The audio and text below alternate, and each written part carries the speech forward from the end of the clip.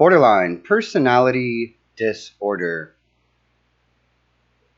Breakups are never easy for anybody involved. It's always tough. It makes it even tougher when the individual you're breaking up with is mentally unstable. It makes it even tougher if the person happens to have BPD. With BPD, that mental instability comes with these fears of not being loved and accepted. When you are actually telling somebody that you no longer love and accept them, and they have this kind of disorder, it can send them spiraling out of control. That being the case, what's the best way to end a relationship with someone with BPD? The most caring and kind way. I think it's the same as breaking up with anybody. It's best to not prolong it and to do it. I mean, we could go with how you're supposed to fire somebody, what corporations say the best way to let somebody go is. And, well, breaking up's a lot like firing somebody. So what corporations like to do is they never ever do it over the phone. They say that firing someone over the phone is a bad idea. Therefore, you would assume that breaking up with someone over the phone is a bad idea. Normally, I would say this is true. It's much better if somebody looks you in the eye and breaks up with you, if the person's not mentally unstable to begin with.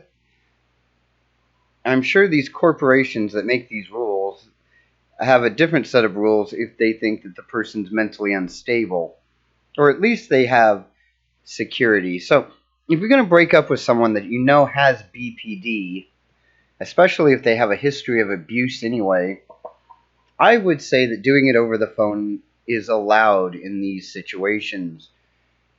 Your safety must come first and foremost. You don't want to get hurt or possibly killed because you want to break up with somebody.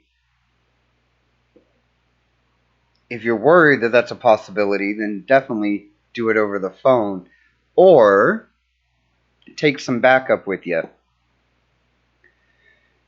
Then you can do it in person, but then they might feel like you're ganging up on them. That is something else that's also in these corporations' handbook on how to fire somebody, is that normally if you're going to have someone be present for the firing, you want to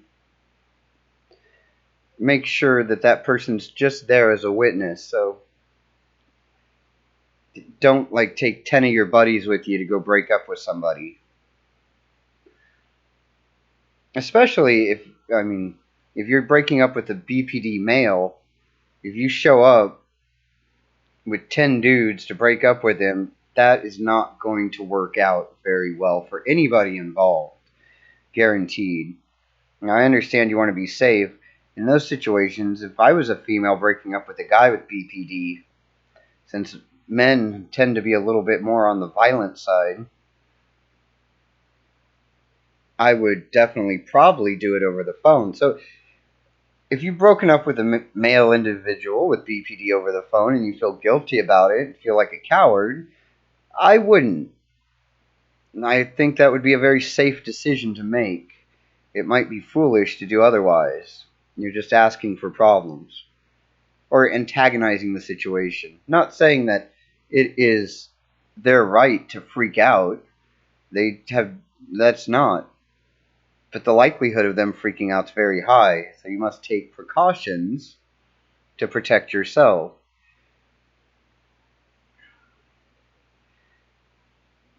Now, after you break up with an individual with BPD, and I'm just speaking from my own experience and what I've seen, every situation's different.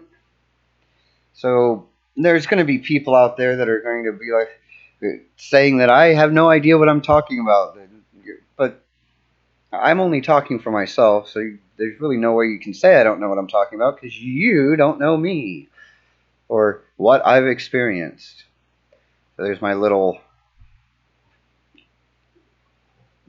thing out there. So, I mean, I've never had anyone break up with me face to face. They've always done it over the phone. Why? Because I'm a psycho.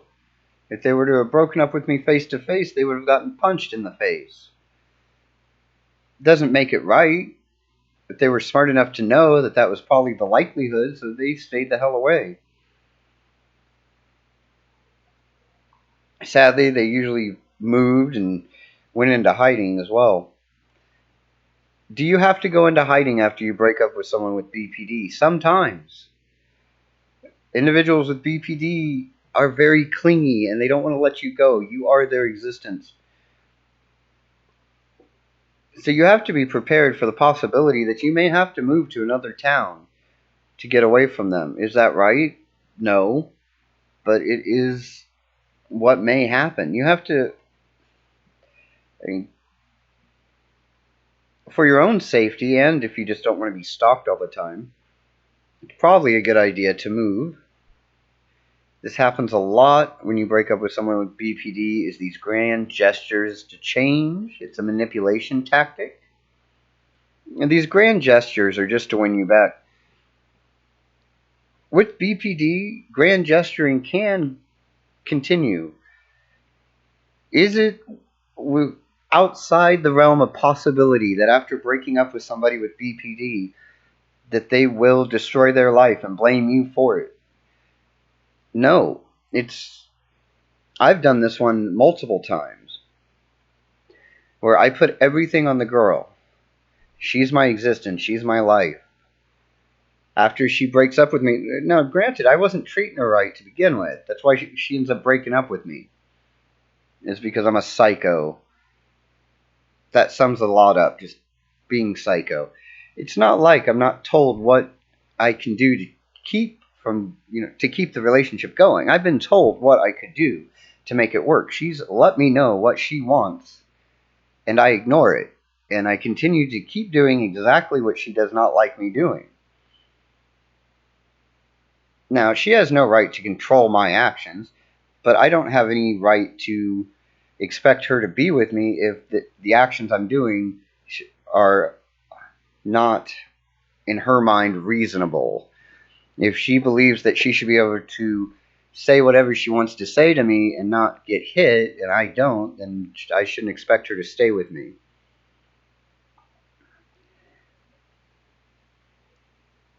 Now, after she leaves, then all of a sudden I care. And yeah, she actually left. See, I don't expect her to actually leave until she does, which is weird, since people with BPD have this fear of abandonment. But we also sometimes have this feeling of control, especially in relationships. I don't know if it's so much with females with BPD, but being male with BPD, there's this abuse that starts to happen in this victimization, and you really, at least for me, I start to believe that there's no way they will leave because I've not given them the power to leave. I've usually taken away all of their resources. To leave me would be very difficult. If they manage somehow. Getting off the point though, after we break up, there'll be these grand gestures to try to win them back. I'll promise to, stop drinking, go get anger management, get off the drugs, whatever it may be that was the problem. I will promise to take care of it. And I'm really serious because I love them. Now, if they take me back, I won't probably do any of that. And if I do, I won't do it for very long.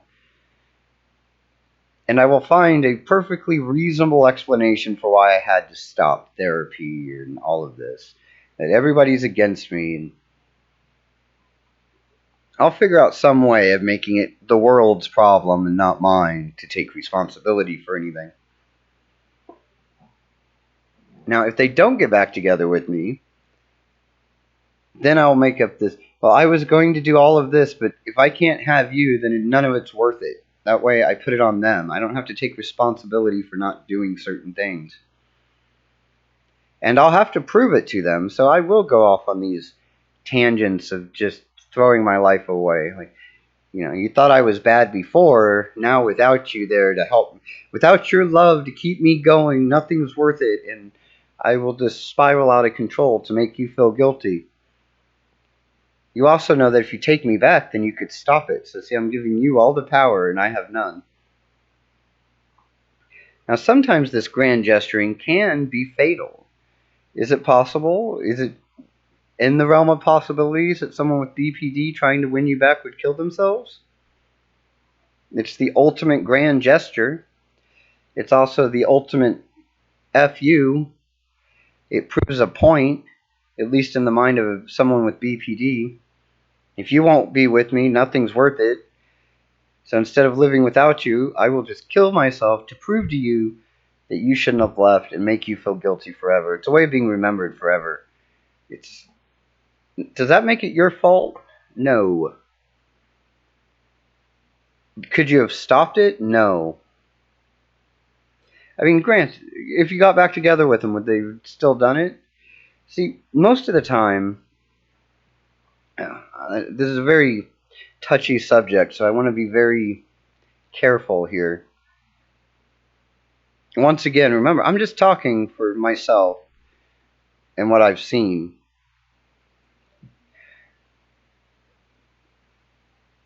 Somebody that is mentally unstable, you cannot take responsibility for their actions. You can't question whether things would or would not have happened. God damn it!